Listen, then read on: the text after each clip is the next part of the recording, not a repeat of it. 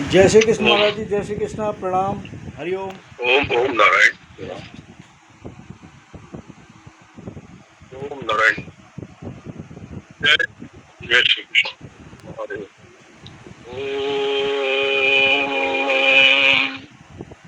ओम पूर्णमदः पूर्णमिदं पूर्णात् पूर्णमुदच्यते पूर्णस्य पूर्णमादाय पूर्णमेवावशिष्यते।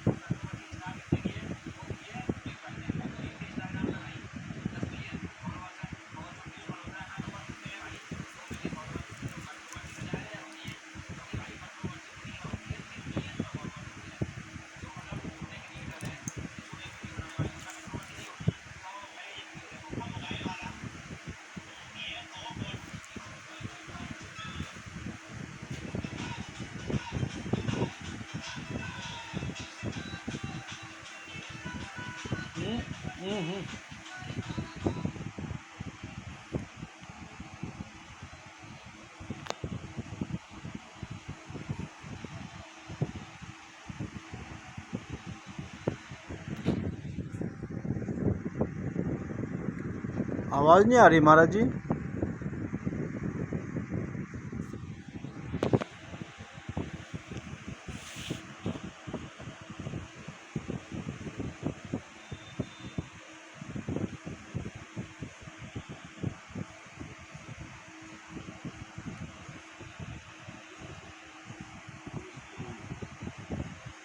गुरुं हरे।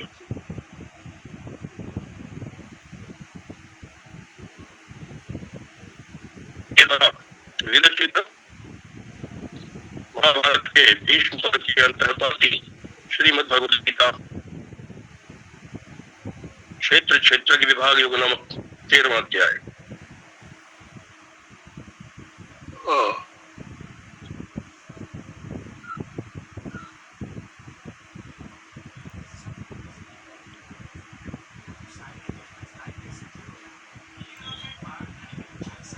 भगवान श्री कृष्ण ने क्षेत्रज्ञ और ईश्वर की एकता को बतलाने वाला जो ज्ञान है वही मोक्ष का साधन है।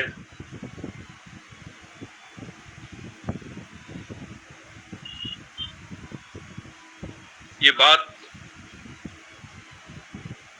यज्ञात्वा अमृतम अश्नुते इस वाक्य से भगवान ने कहा, जिसको जान करके अमृतत्व को प्राप्त कर लेता है, अमर हो जाता है, अर्थात मोक्ष को प्राप्त कर लेता है।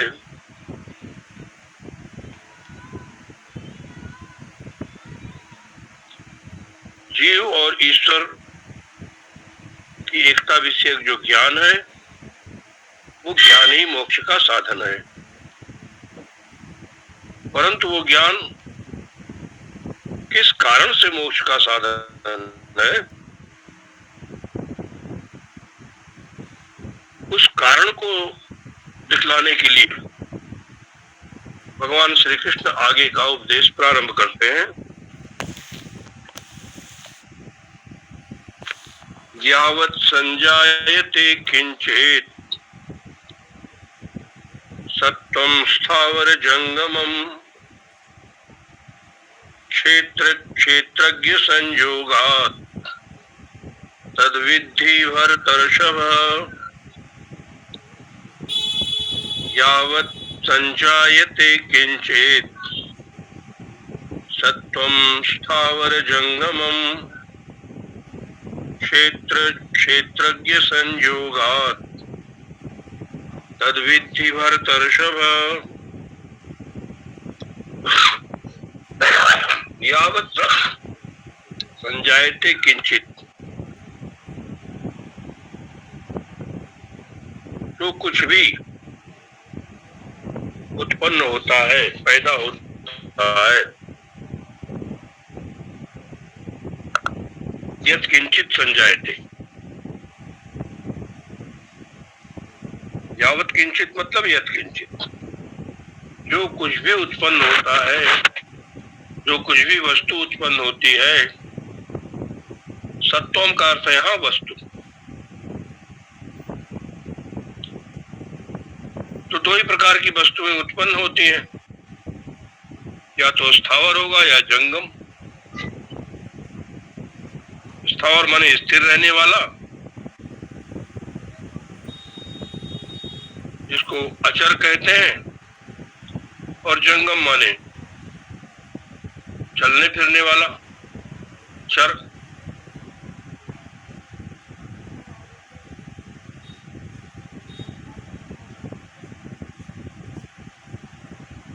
तो वो सब चाहे स्थावर हो चाहे जंगम हो,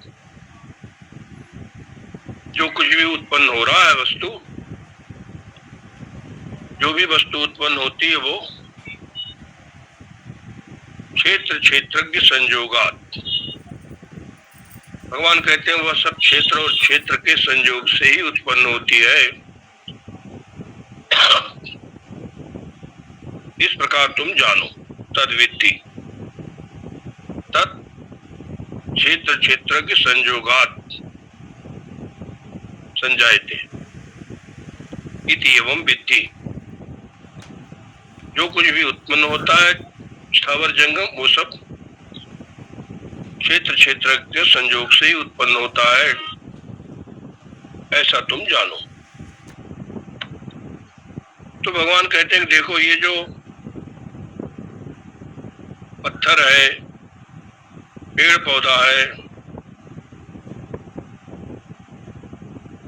ये तो स्थावर है, और मनुष्य जो है ये जंगम है। मनुष्य है, पशु है, पक्षी है।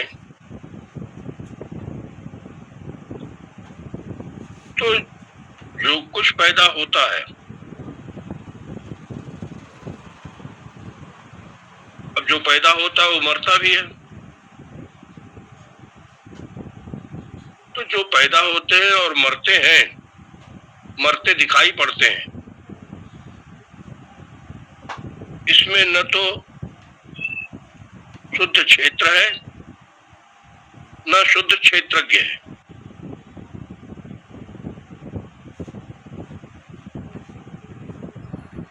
दोनों ही नहीं, शुद्ध न तो क्षेत्रज्ञ है न क्षेत्र ही है। यहाँ पर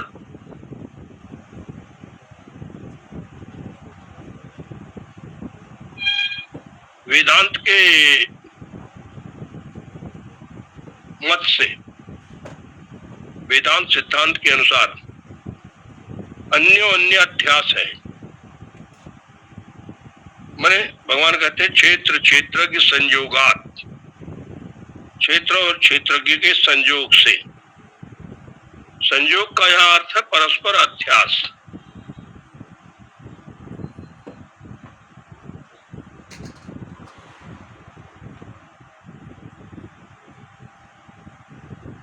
परस्पर अध्यास मतलब क्षेत्रज्ञ की जो चिद रूपता है, आनंद रूपता है, और सदरूपता है, सच्चिद आनंद। तो क्षेत्र की जो सदरूपता है मतलब सत्यता है, चिद रूपता है और आनंद रूपता है, वो जो है क्षेत्र में अध्यस्त हो गई।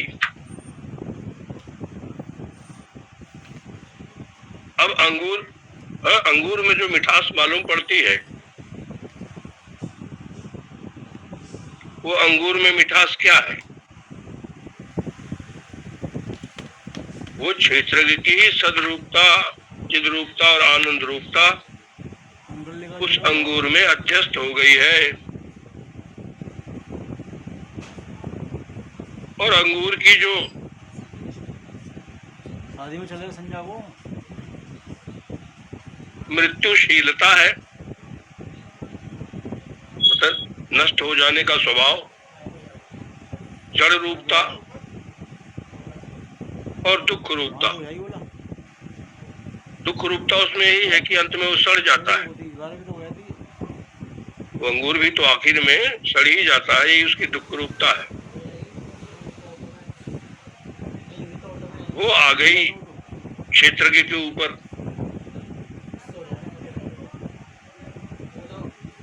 यही परस्पर अध्यास है।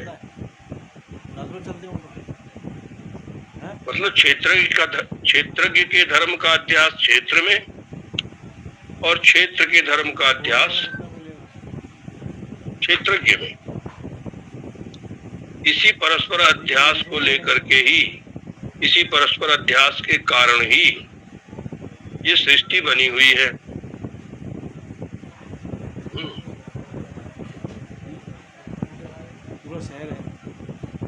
और इसी में, इसी भ्रांति में सारा संसार खोया हुआ है।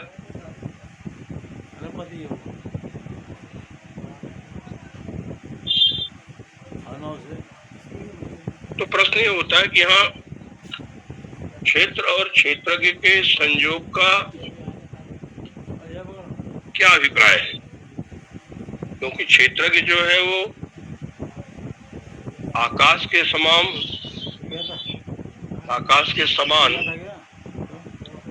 क्षेत्रज्ञ में कोई अवयव तो है नहीं, वो अवयव से रहित है। इसीलिए उसका क्षेत्र के साथ कोई संसर्ग रूपी संबंध या कहिए संसर्ग से होने वाला जो संबंध रूप संयोग है वो तो हो नहीं सकता। जैसे रस्सी और घड़े का संबंध होता है ना, तो रस्सी के गले में घड़े के गले में रस्सी बांध देते हैं। तो ऐसा संयोग संबंध तो नहीं हो सकता क्षेत्र और क्षेत्रज्ञ में, क्योंकि क्षेत्रज्ञ जो है वो तो अवयव रहित है, क्षेत्र अवयव वाला है। और दूसरी बात ये भी है कि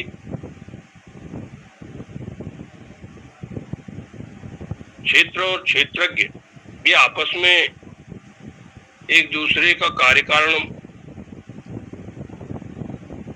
इनमें आपस में एक दूसरे का कार्य कारण भाव तो है नहीं।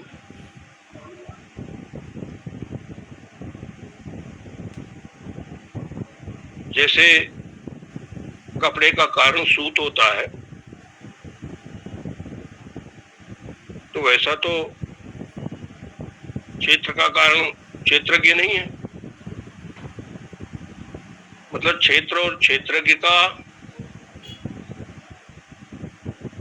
समवाय संबंध रूप संयोग भी नहीं बनता। समवाय कहते हैं नित्य संबंध को। जैसे कपड़े और सूत का नित्य संबंध है, तो ऐसा संबंध भी क्षेत्र क्षेत्रज्ञ का नहीं बनता। इस प्रश्न का उत्तर देते हुए भगवान भाष्यकार कहते हैं कि क्षेत्र और क्षेत्रज्ञ, क्षेत्र मतलब विषय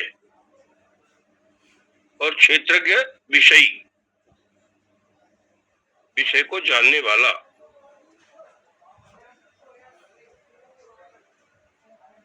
तो क्षेत्र विषय है, क्षेत्रज्ञ विषयी है, और ये दोनों भिन्न स्वभाव वाले हैं।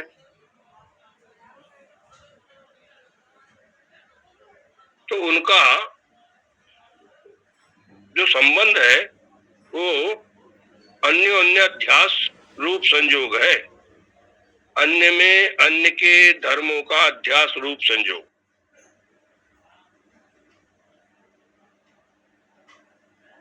और ये जो संयोग है ठीक ऐसे ही है जैसे रस्सी में सर्प का अध्यास, जैसे सीप में चांदी का अध्यास।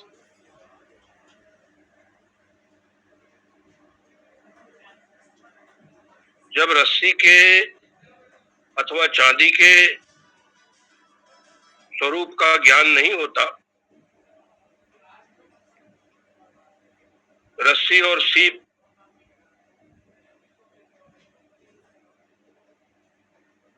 के स्वरूप के बारे में जब ज्ञान का अभाव होता है तो उसमें फिर अध्यारोपित सर्प और चांदी आदि का संयोग हो जाता है।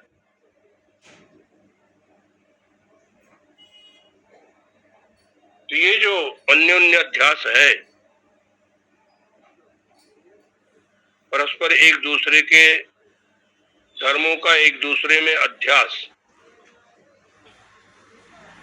अध्यास मतलब कहते हैं ना अतस्मिन् सद्बुद्धि, जहां जो नहीं है वहां वैसी बुद्धि बन जाना। जैसे रस्सी में सांप नहीं है लेकिन रस्सी में सांप की प्रतीति हो जाना, यही अध्यास। सीपी में चांदी है नहीं, फिर भी सीपी में चांदी की प्रतीति होना, ये अध्यास है।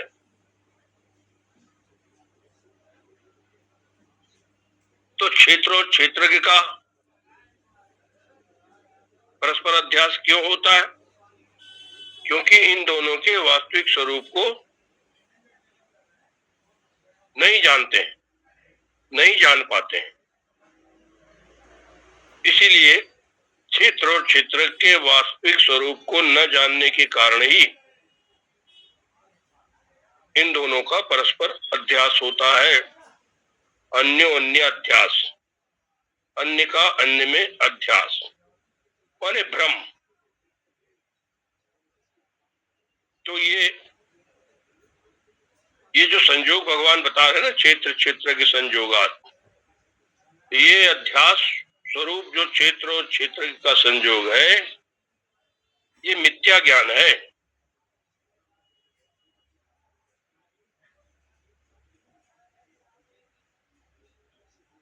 मतलब वास्तव में कोई संयोग नहीं है।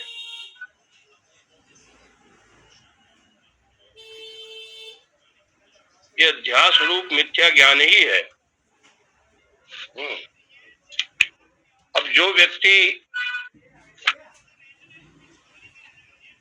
शास्त्र के बताए हुए तरीके से, शास्त्र में वर्णित रीति से क्षेत्र और क्षेत्रज्ञ के लक्षण और इनके भेद को जान करके, जो भेद भगवान ने पहले बतलाया है, दोनों का लक्षण भी बताया है, क्षेत्र का भी और क्षेत्रज्ञ का भी, और दोनों के भेद को भी दिखलाया है। इस प्रकार से जो क्षेत्र और क्षेत्र के लक्षण को और इनके भेद को जान करके क्षेत्र में से क्षेत्रज्ञ को अलग करके, जैसे श्रुति में कहते हैं मुंजात इव ईशिकाम, जैसे सीख मूज में से सीख को निकालते हैं। मूज एक वनस्पति है और आपने सुना होगा कांधे मूज जनेऊ छाजे, वो मूज की जनेऊ हनुमान जी पहनते हैं। संस्कार होता है जब उपनयन संस्कार बालकों का, जब वो द्विज बनते हैं तो उपनयन संस्कार के समय भी वो मूज की जनेऊ पहनाई जाती है। बाद में तो धागे की जनेऊ होती है, सूत की। तो वो मूंज जो है एक वनस्पति है जिसके भीतर बीच में सीख रहती है। सीख, तो उसको बहुत सावधानी से मूंज में से उस सीख को निकालते हैं, अलग करते हैं, क्योंकि उस समय वो बहुत कोमल होती है, जरा सी असावधानी हो तो टूट जाती है वो सीख। यद्यपि बाद में निकाल करके जब अलग कर लेते हैं, सुखा लेते हैं, तो वो बहुत मजबूत होती है। वो बिल्कुल जैसे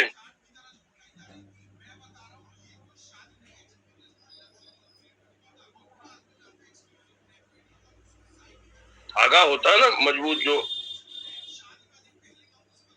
हाथों से नहीं टूटता, वो इतना मजबूत होता है।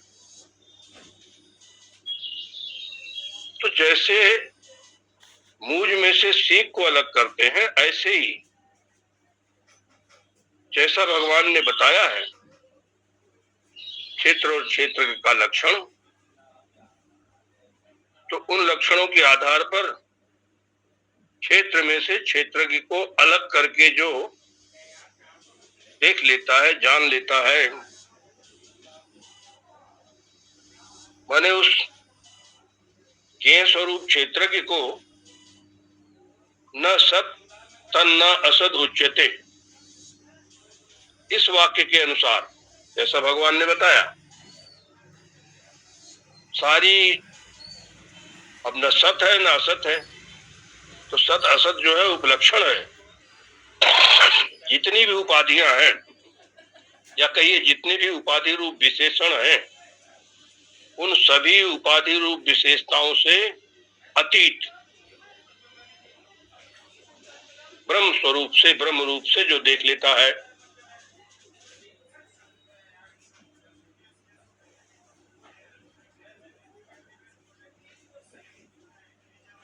अनादिमत परम ब्रह्म न सत तन न असद उच्यते।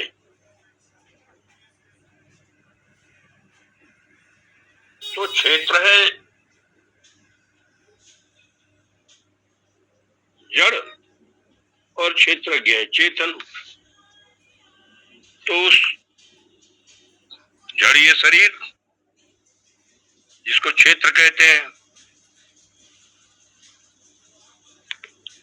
इदम शरीरम कौन्तेय क्षेत्रमित्य विधीयते, पहला ही वाक्य भगवान का इस अध्याय में है। ये शरीर ही क्षेत्र है। अब इसमें जो ब्रह्म बैठा है, चेतन परमात्मा, उसको इससे अलग देखना है, अलग करना है। तो उसका क्या लक्षण है वो भगवान ने बतलाया, ज्ञेय करके, ज्ञेयम यत्तत् प्रवक्ष्यामि। तो वो सभी उपाधि रूप विशेषणों से, विशेषताओं से पृथक है। तो ऐसा सभी उपाधियों से पृथक करके जो उसको देख लेता है ब्रह्म रूप से, ब्रह्म रूप से मतलब आत्म रूप से, ये आत्मा ही ब्रह्म है।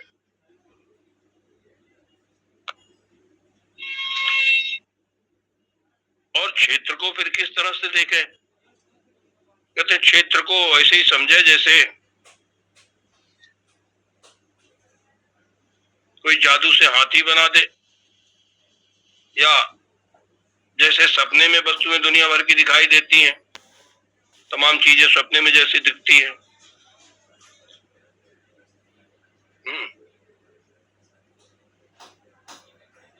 अब बहुत से उदाहरण दिए शास्त्र ने, गंधर्व नगर की भांति, आकाश कुसुम जैसा।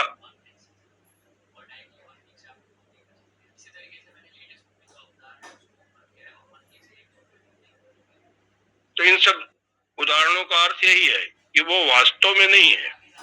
जैसे स्वप्न में जो कुछ भी वस्तु दिखती है, वहां कोई वस्तु नहीं है, वास्तव में कुछ भी नहीं है। दिखता सब कुछ है, सब कुछ दिखाई देता है, और व्यवहार भी सब होता है उन वस्तुओं को लेकर के। तो है तो वास्तव में कुछ नहीं, फिर भी सत्य की भांति मालूम पड़ता है। जैसे जादू में देखते हैं, जिस समय दिखाता है उस समय तो सच्चा ही लगता है, ऐसे ही हुआ। लेकिन जो समझदार हैं वो इस बात को समझते हैं, जादू देखते समय भी इस बात को समझते हैं कि जो कुछ ये दिखा रहा है, जैसा दिखा रहा है वैसा नहीं है, ऐसा हो नहीं सकता।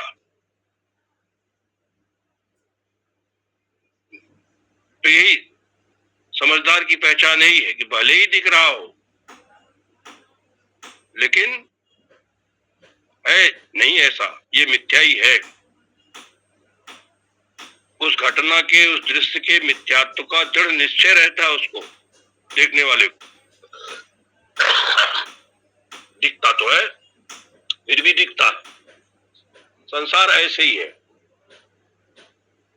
जैसे मरुभूमि वाला दृष्टांत देते हैं मरुजल का, कि मरुस्थल में जल दिखता है, ये ज्ञान होने के बाद भी कि वहां जल नहीं है एक बूंद भी, फिर भी जल दिखता रहता है, जल का दिखना बंद नहीं होता। लेकिन निश्चय पक्का होता है कि वहां कोई जल नहीं है।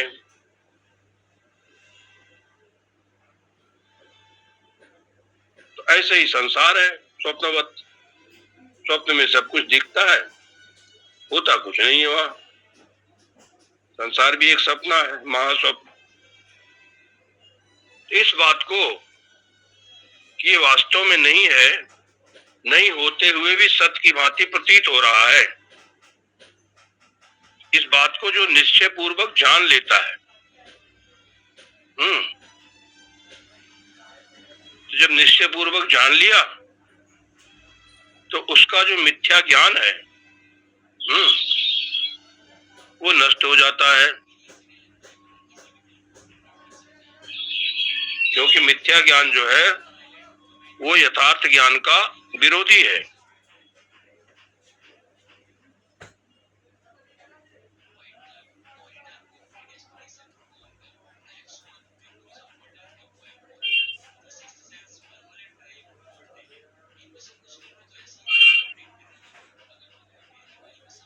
तो पुनर्जन्म के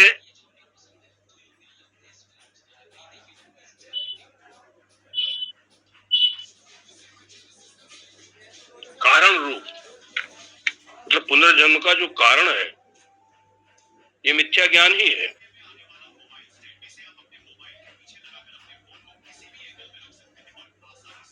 यदि ये मिथ्या ज्ञान बना रहा तो फिर तो पुनर्जन्म अवश्य होगा।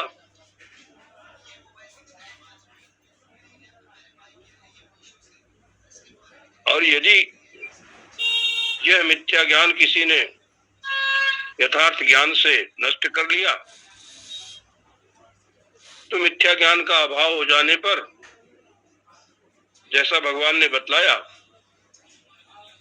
यह एवं वेत्ति पुरुषम प्रकृतिम च गुणैः सह सर्वथा वर्तमानोपि न स भूयो भी जायते।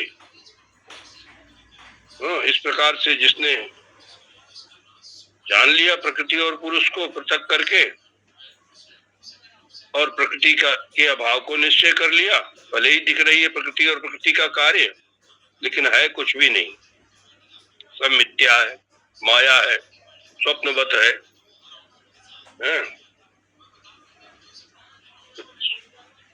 रस्सी में सर्प की भांति है, सीपी में चांदी की भांति है, ऐसा जो निश्चय हो जाता है, मरुभूमि में जल की भांति ये संसार। और पुरुष को अपना स्वरूप जान लेता है, मैं प्रकृति से परे पुरुष हूं, ब्रह्म हूं। तो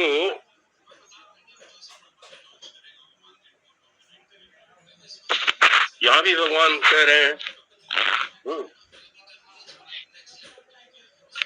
जो इस प्रकार से जान लेगा तो फिर न स भूयो विजायते,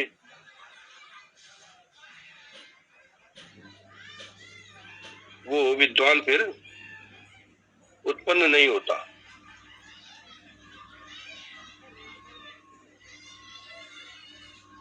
देखिए, सीप में चांदी प्रतीत होने पर भी सीप सीप ही है, सीप चांदी नहीं बन जाती।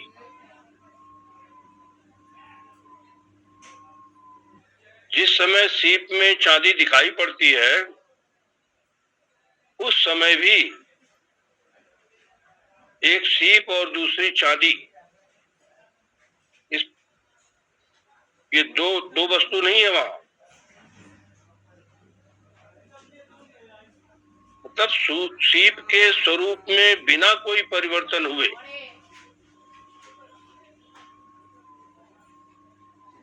भ्रम से उसमें चांदी दिखाई पड़ती है।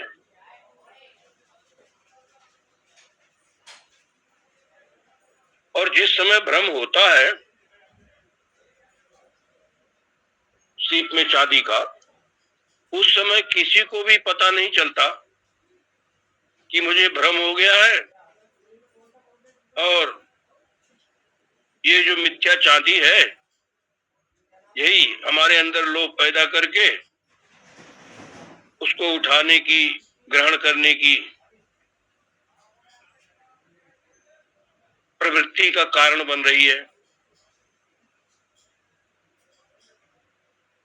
मिथ्या चांदी तो जिस समय भ्रम होता है उस समय पता नहीं लगता, उसको उठाने की जो प्रवृत्ति होती है, उसको लेने की, तो प्रवृत्ति किसमें होगी? जिसमें लोभ होगा। अब चांदी दिखेगी तो लोभी व्यक्ति उसको उठाने की चेष्टा करेगा।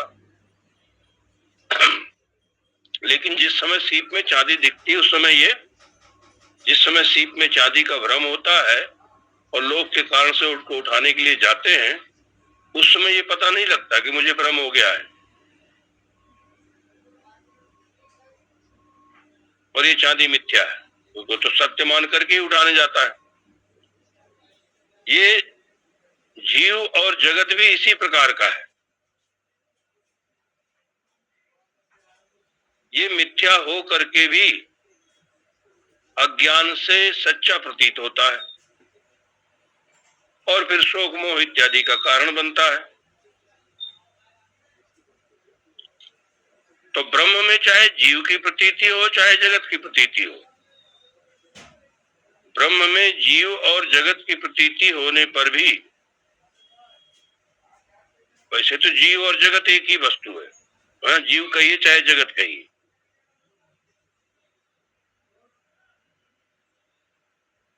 तो ब्रह्म में जीव या जगत की प्रतीति होने पर भी ब्रह्म ब्रह्म ही है। जैसे सीप में चांदी की प्रतीति होने पर सीप सीप ही रहती है, चांदी नहीं बन जाती, उसी प्रकार ब्रह्म जो है जीव या जगत नहीं बन जाता। तो ऐसी प्रतीति क्यों होती है जीव और जगत की? यही है माया की विक्षेप शक्ति। उस विक्षेप शक्ति से ही ये सत्य प्रतीत होता है, जीव भी और जगत भी। अब जिस समय जीव या जगत दिखता है उस समय भी ऐसा नहीं कि एक जीव अथवा जगत और दूसरा ब्रह्म, ऐसा द्वैत नहीं हो जाता। जैसे दृष्टांत में बताया कि चांदी का स्वरूप बिगड़े बिना ही ब्रह्म, अरे सीप का जो स्वरूप है उसमें बिना कोई परिवर्तन हुए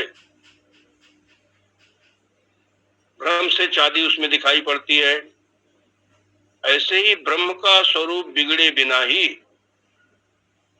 अज्ञान से जीव और जगत की प्रतीति होती है। जब तक ये अज्ञान है पता नहीं चल सकता कि मुझे अज्ञान हो रहा है, और ये सब अज्ञान से ही भास रहा है।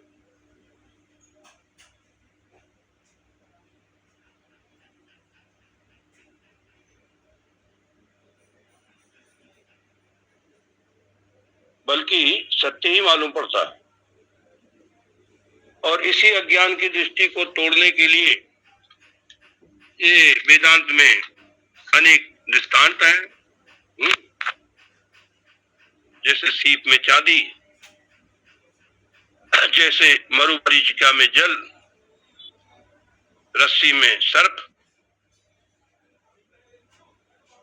ये सब जैसे मिथ्या प्रतीत होते हैं, ऐसे ही ब्रह्म में जीव भाव भी मिथ्या ही मालूम पड़ रहा है।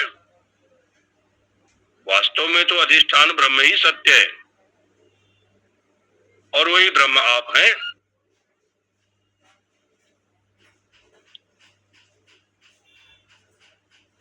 जैसे बंध्या पुत्र, जैसे आकाश कुसुम, और जैसे खरगोश की सींग, ये तीनों काल में नहीं है। ऐसे ही ये संसारी जीव जो है, ये भी न तो कभी था, न है, और न आगे कभी होगा।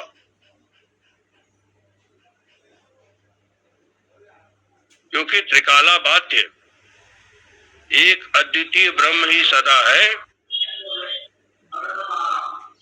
और वही ब्रह्म आप हैं। जैसे अंधकार रूपी दोष के कारण से स्थाणु में पुरुष दिखाई पड़ता है, या कहीं खंबे में डाकू दिखाई पड़े,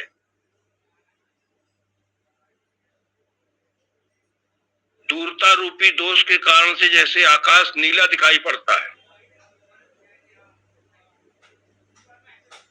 आंख में एक रोग हो जाता है, कामल रोग, पीलिया जिसको कहते हैं, तो पीलिया दोष से सफेद वस्तु जो है, जैसे शंख इत्यादि है, वो भी पीला दिखाई देने लगता है, पीला प्रतीत होता है।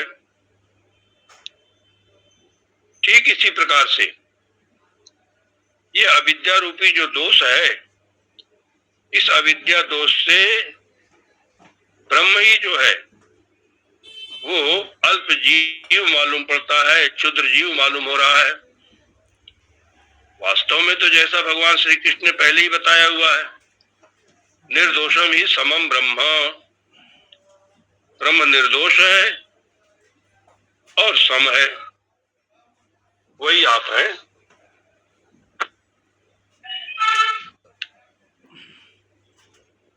अब ये जो परस्पर अध्यास हो गया क्षेत्र और क्षेत्रज्ञ का, जिस अध्यास के कारण से जगत की भ्रांति होती है, जगत में सत्यत्व की भ्रांति होती है।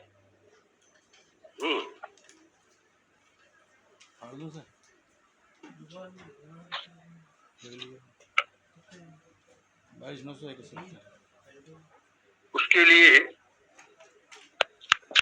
अब उसको कैसे, इस भ्रांति को मिटाएं, इस भ्रम को कैसे दूर करें, तो उसके लिए भगवान आगे उपाय बता रहे हैं, उपदेश कर रहे हैं। क्योंकि पहले जो कहा था भगवान श्री कृष्ण ने, न स भूयो विजायते, ये वो मतलब वो फिर उत्पन्न नहीं होता है, या एवं वेत्ति पुरुषम प्रकृतिम च गुणैः सह सर्वथा वर्तमानोपि न स भूयो विजायते। तो इस कथन से जो पूर्ण ज्ञान है, यथार्थ ज्ञान है, उसका फल भगवान ने बता दिया।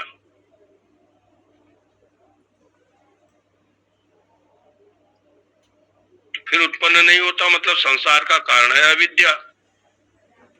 अविद्या आदि जो संसार के बीज हैं, उन बीजों की जब निवृत्ति हो जाती है तो फिर पुनर्जन्म का अभाव हो जाता है।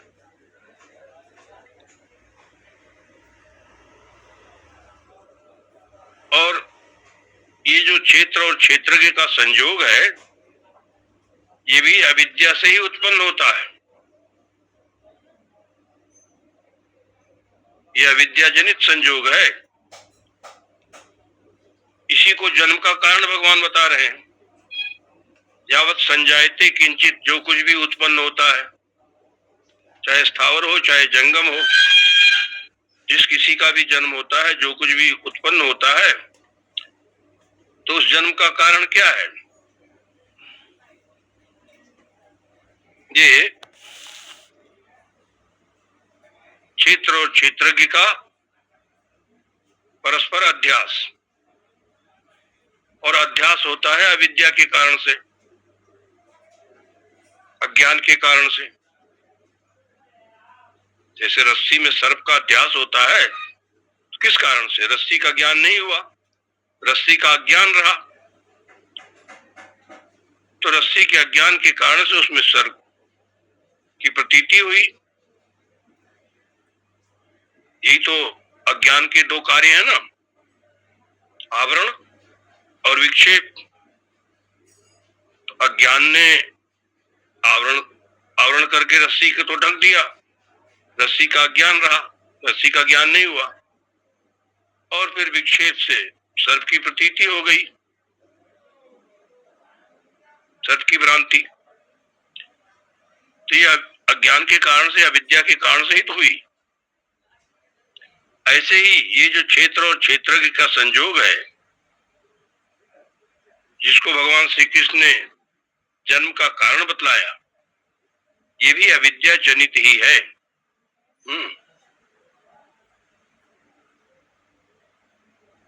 अब उस अविद्या को निवृत्त करने वाला, अविद्या को हटाने वाला जो पूर्ण ज्ञान है, यद्यपि उसको भगवान पहले बतला चुके हैं, फिर भी उसी ज्ञान को शब्दांतर से, मतलब दूसरे शब्दों में भगवान फिर कहते हैं 27वें श्लोक से, जो परस्पर अध्यास के कारण से सृष्टि बनी हुई है, तो उस अध्यास को मिटाने के लिए, हटाने के लिए क्या करें? तो भगवान कहते हैं समम सर्वेषु भूतेषु तिष्ठन्तं परमेश्वरम विनश्यत्स्व विनश्यन्तं यः पश्यति स पश्यति। समम सर्वेषु भूतेषु तिष्ठन्तं परमेश्वरम विनश्यत्स्व विनश्यन्तं यः पश्यति स पश्यति। समम सर्वेषु भूतेषु तिष्ठन्तं परमेश्वरम विनश्यत्सु,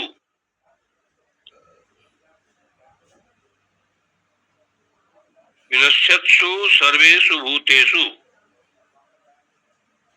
विनाशील, नाशवान सभी भूतों में, सभी में जो कुछ भी है, क्योंकि जो कुछ भी है सब नाशवान ही है। यह दृश्यम तद अनित्यम। तो सभी भूतों में मतलब सभी प्राणियों में, चाहे स्थावर हो चाहे जंगम, विनश्यत्सु सर्वेषु भूतेषु, नाशवान सभी भूतों में,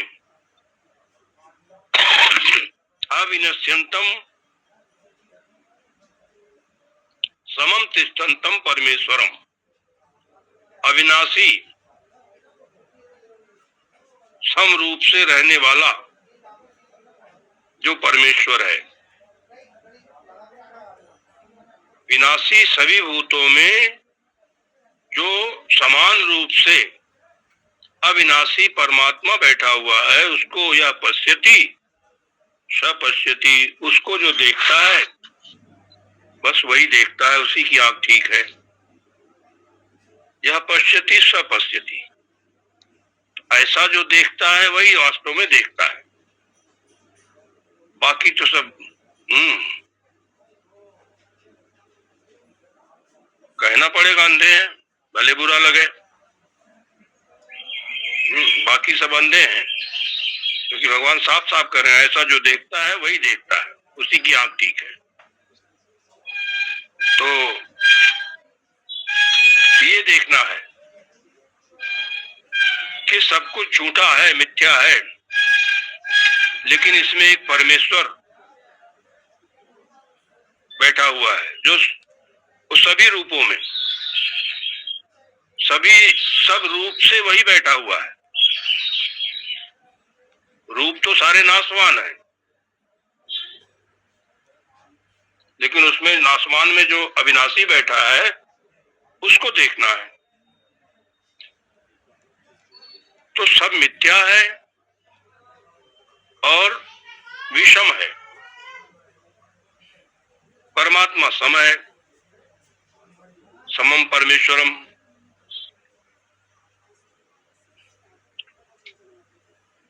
तो यहां तात्पर्य निकलता है कि जितनी भी विषमता है, सारी विषमताओं का अधिष्ठान है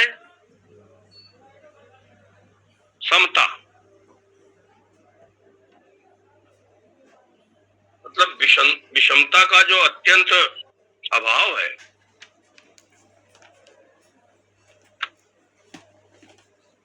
विषमता के अत्यंत अभाव का अधिष्ठान है समता।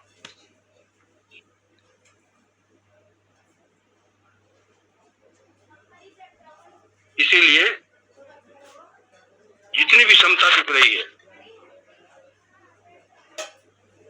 वो विषमता के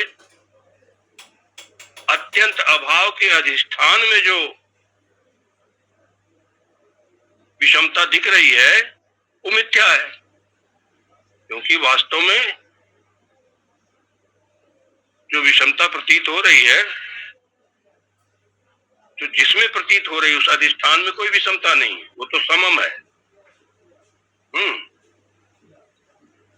तो जो सम है अधिष्ठान ब्रह्म परमेश्वर, उसमें जो भी विषमता प्रतीत हो रही है, क्योंकि वो वहां विषमता का अत्यंत अभाव है,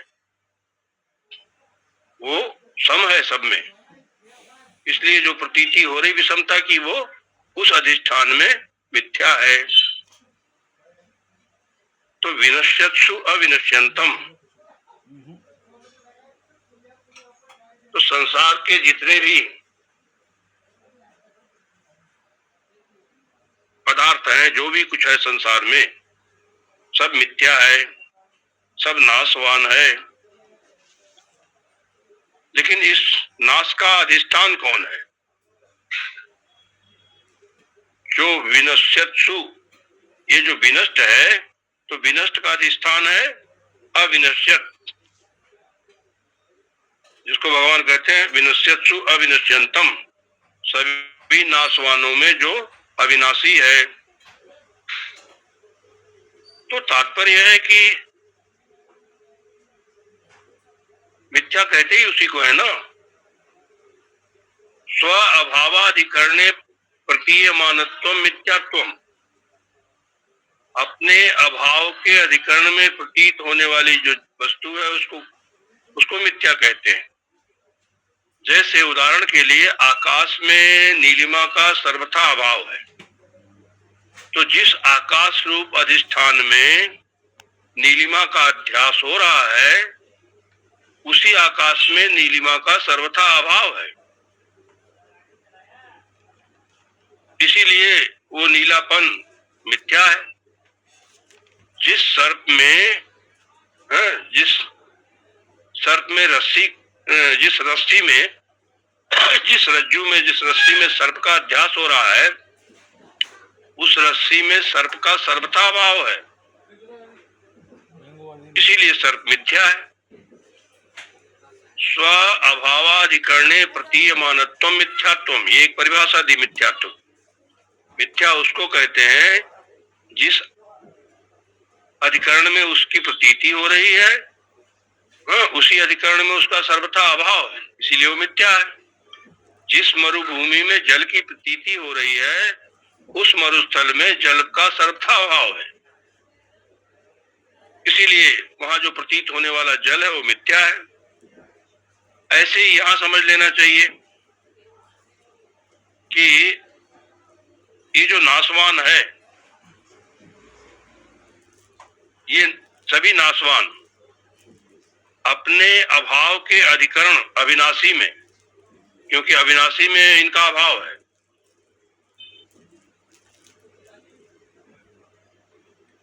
तो ये अपने अभाव के अधिकरण में अविनाशी में भास रहा है नाशवान। सब कुछ जो अधिकरण है, जो अधिष्ठान है, उसमें जहां इसकी प्रतीति हो रही है नाशवान वस्तुओं की, नाशवान संसार की, वहां उसका सर्वथा अभाव है उस अविनाशी में। इसीलिए जो कुछ भी विनाशी है वो सब मिथ्या है और अविनाशी सत्य है। और उस अविनाशी को जो देखता है वही सचमुच देखता है, वही वास्तव में देखता है। यह पश्यति स पश्यति, ये यहाँ पर इस श्लोक में भगवान श्री कृष्ण समदर्शन का उपदेश कर रहे हैं। गीता में आप देखेंगे तो आप गीता की आरती सुनते होंगे, समता त्याग सिखावनी। समता को सिखाने वाली, बतलाने वाली है गीता। और इस समता की बात भगवान श्री कृष्ण दूसरे अध्याय से, जहां से उपदेश प्रारंभ किया वहीं से लेकर के और अंतिम अध्याय तक प्रायशः सब जगह कर रखा है। दूसरे अध्याय में आप देखेंगे, बुद्धि युक्तो जहाती है उभे सुकृत दुष्कृते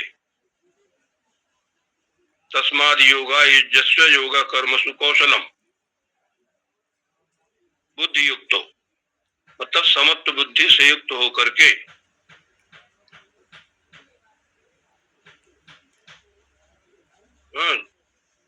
बुद्धि युक्तो जहाती है उभे सुकृत दुष्कृतम, दोनों पाप और पुण्य और पाप दोनों को छोड़ देता है। समत्व बुद्धि से युक्त होने पर दोनों से ही मुक्त हो जाता है, न पुण्य न पाप, न पुण्यम न पापम। तो ऐसा कब होगा, पुण्य पाप से छुटकारा कब मिलेगा, जब वो समत्व बुद्धि से युक्त होगा। इसीलिए ये समत्व बुद्धि रूप जो योग है, उस योग में स्थित होकर के तुम कर्म करो। भगवान अर्जुन को कहते हैं योगा कर्म सु कौशलम, कर्म में जो कौशल है वही योग है। वो समत्व बुद्धि की बात वहां भी भगवान ने की है दूसरे अध्याय में। योगस्थ कुरु कर्माणि संगम त्यक्त्वा धनंजय सिद्ध सिद्ध्यो समो भूत्वा समत्वम योगोच्यते। योगस्थ होके तुम कर्म करो। योगस्थ मतलब समत्व योग से, समयोग में स्थित होकर के तुम कर्म करो। संगम त्यक्त्वा, फल की आकांक्षा को छोड़ करके, फल की आसक्ति को छोड़ करके तुम योगस्थ होके कर्म करो। चाहे सिद्धि मिले चाहे असिद्धि मिले, सिद्ध सिद्धियों समभूत्वा, चाहे सफलता मिले चाहे असफलता मिले, दोनों में सम हो जाओ। क्यों? समत्वम योग उच्यते, भगवान कहते हैं समत्व ही तो योग है। तो ये समत्व योग जो है गीता में स्थल स्थल पर भगवान ने निरूपित कर रखा है।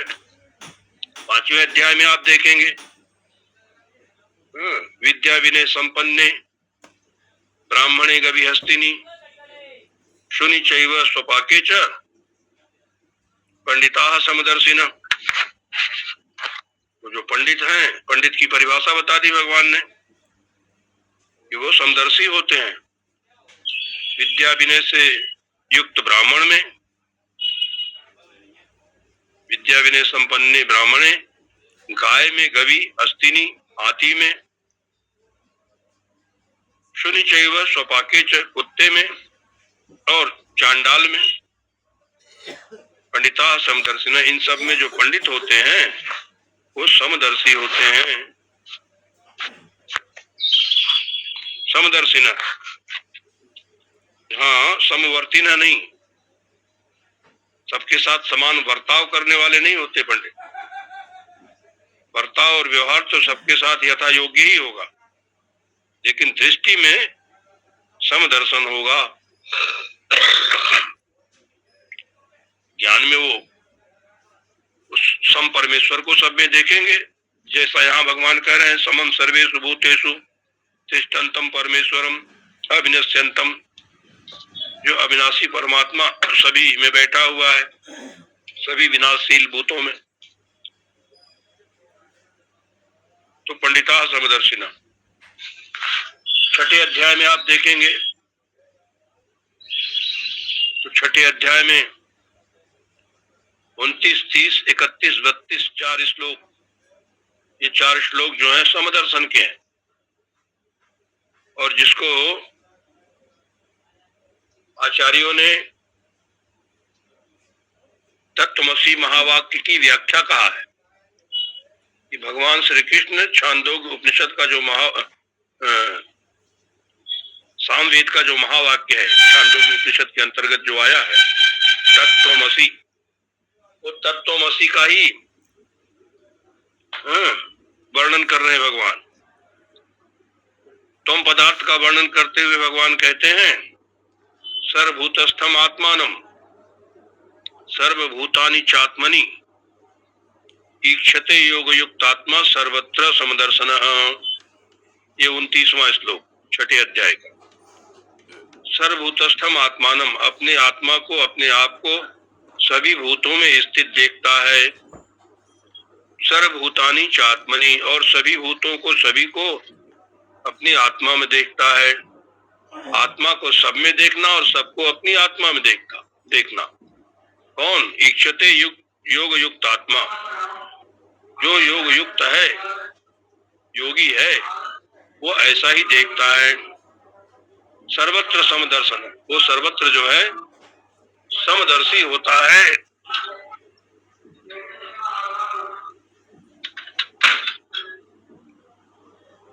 अच्छा, उसके बाद ये जो अपने आप को सब में देखना, सबको अपने में देखना, आत्मा में देखना, ये त्वम पदार्थ का शोधन है, त्वम पदार्थ का निरूपण है। अब तत्पदार्थ को इसके बाद भगवान बताते हैं।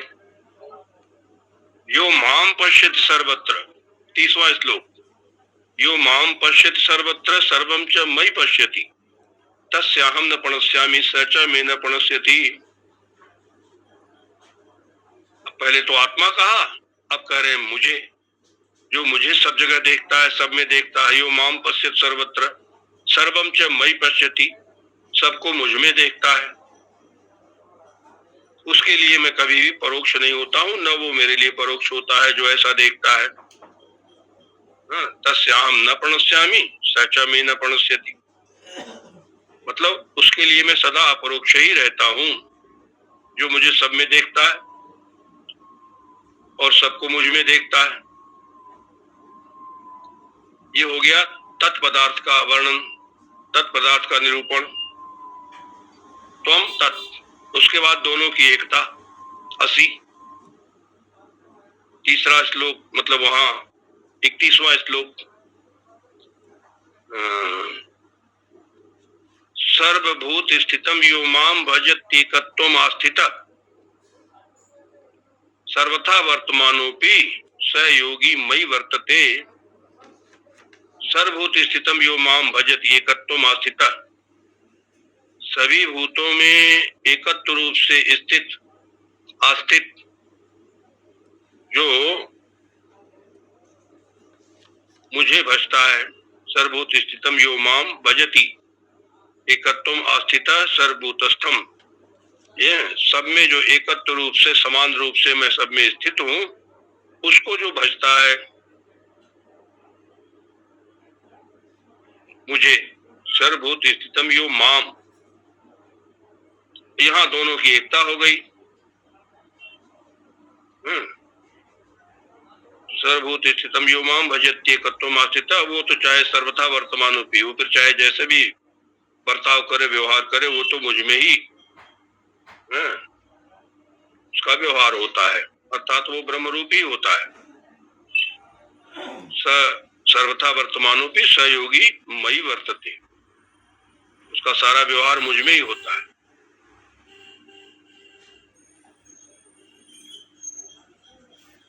तो उस एकत्व में स्थित होकर के जो मेरा भजन करता है, और फिर इसका फल बता दिया 32वें श्लोक में कि उसकी दृष्टि क्या होगी ऐसे ज्ञान का। तो आत्मोपमेन सर्वत्र समम पश्यति अर्जुन, सुखम व यदि वा दुखम सहयोगी परमो मत। भगवान कहते हैं मेरे मत में वो सर्वश्रेष्ठ योगी है, परम योगी है, जो चाहे सुख हो चाहे दुख हो, सभी परिस्थितियों में अपने आप को ही आत्मोपमेन सर्वत्र समम पश्यति, अपने आप को ही उपमा में रख करके सब जगह जो सम देखता है। आत्मोपमेन सर्वत्र समम पश्यति अर्जुन, ऐसा जो देखता है, चाहे सुख हो चाहे दुख हो। जैसे मतलब हमको दुख नहीं पसंद है तो हम किसी को क्यों दुखी करें, और जैसे हमको सुख चाहिए ऐसे सभी को सुख अभीष्ट है। हमारा ये कर्तव्य है कि हम सबको सुख पहुंचाएं जितना संभव हो सके। सर्वभूत ही तेरता, ये छठे अध्याय में भी भगवान ने इसी प्रकार से समता की बात की है। और अभी तो समय हो गया है, अब इस श्लोक के ऊपर 27वां जो श्लोक है, समम सर्वेषु भूतेषु तिष्ठन्तं परमेश्वरम विनश्यत्सु विनश्यन्तं यः पश्यति स पश्यति। भाष्य के अनुसार इस पर और थोड़ा विचार हम लोग कल करें। ओम पूर्णमदः पूर्णमिदं पूर्णात् पूर्णमुदच्यते पूर्णस्य पूर्णमादाय पूर्णमेवावशिष्यते। ओम शांति शांति शांति। शंकरं शंकराचार्यं केशवं बादरायणं सूत्रभाष्य कृतौ वंदे भगवन्तौ पुनः पुनः। ईश्वरो गुरुरात्मेति मूर्ति भेद विभागिने व्योमवद् व्याप्त देहाय दक्षिणामूर्तये नमः। ओम शांति शांति शांति। हरिओम स्वामी जी, प्रणाम करता हूँ श्री चरणों में। ओम नमो नारायण। ओम नमो नारायण स्वामी जी, हरिओम हरिओम। ओम नमो नारायण। जय श्री कृष्ण महाराज, जय श्री कृष्ण। बहुत बढ़िया। जय जय जय, प्रणाम जय श्याम। हरिओम नारायण। ओम नमो नारायण स्वामी जी। नारायण नारायण। जय श्री कृष्ण स्वामी जी। स्वामी जी, एक वक्तव्य जो आपने दिया था अभी, एक उसमें एक आध सेंटेंस और, जैसे जीव और जगत में कोई भेद नहीं है आपने कहा। हाँ, अच्छा, तो जैसे हम लोग तो जगत जैसे जड़ है, मिथ्या तो चलो, मिथ्या तो दोनों ही है, जीव भी एक तरह से उसने चलता नहीं है जगत की कोई भेद नहीं।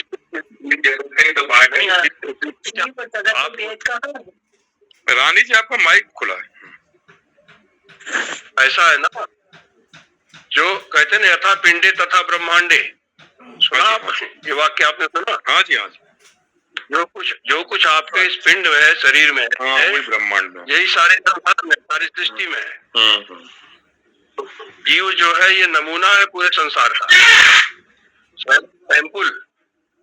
मतलब ये, हाँ, हम लोगों का जो शरीर है ना, व्यष्टि शरीर एक जीव का, ये पूरा संसार का नमूना है। मतलब पिंड और जो कुछ शरीर में, ब्रह्मांड तो, हाँ जी, हाँ जी। हाँ, पिंड मतलब एक शरीर, हाँ, मैं शरीर। जीव को कहता हूँ, जीव मतलब शरीर और संसार में तो कोई भेद नहीं। हाँ भाई, जो संसार में एक ही चेतन है सारे संसार में, जो समष्टि अभिमानी है, समष्टि है स्थूल का है? ऐसे ही आप व्यष्टि स्थूल में अभिमान कर रहे हैं। बिल्कुल तो बिल्कुल। जो चेतन यहाँ है वही चेतन तो सारी सृष्टि में है। हाँ जी, हाँ जी। अब हम तो एक ये 3.5 हाथ के शरीर को लेके बैठे हैं ना, और जो सारे ब्रह्मांड को लेके बैठा हुआ है विराट वैश्वानर, तो तत्वता तो कोई भेद नहीं है ना। तत्वता भेद नहीं। भाई चेतन तो एक ही है, चेतन तो एक ही। और ये जो शरीर है ये 5 भूतों का है। सारा संसार में जितनी आकृति दिख रही है सब 5 भूतों की बनी हुई है। तो दोनों में समानता है कि नहीं है? हाँ, उस तरह समानता। चाहे शरीर कह लो, मनुष्य का जीव कह लो, चाहे संसार कह लो, बात तो एक ही है। मतलब हम लोग सोचते हैं जैसे क्षेत्र और मतलब शरीर और संसार, मतलब पिंड और ये ब्रह्मांड, तो पिंड जैसे शरीर है उसमें शरीर संसार का एक अंश है, जैसे जीव परमात्मा का अंश है, तो शरीर संसार का अंश। क्षेत्र को आप अलग करके देखेंगे तो क्षेत्रज्ञ और संसार हो गया। हाँ, क्षेत्र और संसार, क्षेत्रज्ञ और क्षेत्र ऐसा विभाग। क्षेत्र और क्षेत्र और संसार, मतलब क्षेत्र और संसार एक ही, मतलब एक दूसरे के साथ व्यष्टि और समष्टि वाला जो ईश्वर, समष्टि वाला भेद है बस। तो सारा 5 भौतिक ही है। 5 भूतों का तो सारा बखेड़ा है ये। मैं कहता हूँ समझ में आ जाए और स्थिर हो जाए तो जरा देर की बात हो, समझ में ना आया तो जन्म क्या मतलब अनेकों अनंत जन्म निकल गए उसी में घूम गया। समझने को आ जाए तो कोई वो नहीं है, मतलब एक ही जन्म खत्म हो जाए, ना समझ में आए तो नहीं आता है, समझ में आता तो है लेकिन माया भरमाती रहती है। माया लुभाती रहती है। वो माया कहती है बाहर न निकल जाए इससे, मतलब मेरे उससे कहते हैं चंगुल से बाहर न निकल जाए। जो समझ में आती बात उसमें निष्ठा बनानी चाहिए अपनी। हाँ, निष्ठा बननी चाहिए। हाँ, उसमें निश्चित हो जाए, वैसी दृष्टि बनाए, वैसी बुद्धि बनाए, वैसा चिंतन रखे। जो बातें अगर वास्तव में समझ आती है तो इस तरह प्रयास भी होना चाहिए। हाँ, सही बात है। और निष्ठा बहुत जरूरी है। निष्ठा होगा तो ज्ञान जरूर होगा। निष्ठा होगा, लेकिन लगातार रहता है, होती भी रहती है, लगा रहता। शरीर से पृथक माँ हूँ, ये तो आराम से समझ सकते हैं ना। सही बात है। समझने में क्या परेशानी हो रही है? कुछ भी। देह नाशवान है और मेरे लिए भगवान ने बता दिया है कि है चलो हमको अनुभव में नहीं आ रहा लेकिन हम भगवान का वचन तो मान सकते हैं। जो नित्य परम पुराणों, वही कहूँ, सही चीज मानना चाहिए। मान्यताएं भी ठीक बात नहीं मानेगा भगत और जो कह रहे उसको मालूम नहीं। तो मैं कहता हूँ गलत मान्यताओं को छोड़ के ठीक मान्यताओं को मान लें, उससे बेड़ा पार। जो गलत मान्यता है उनको निकाल दें, सही मान्यताओं को मान है तो मान्यता ही। ओम नमो नारायण। ओम नमो नारायण।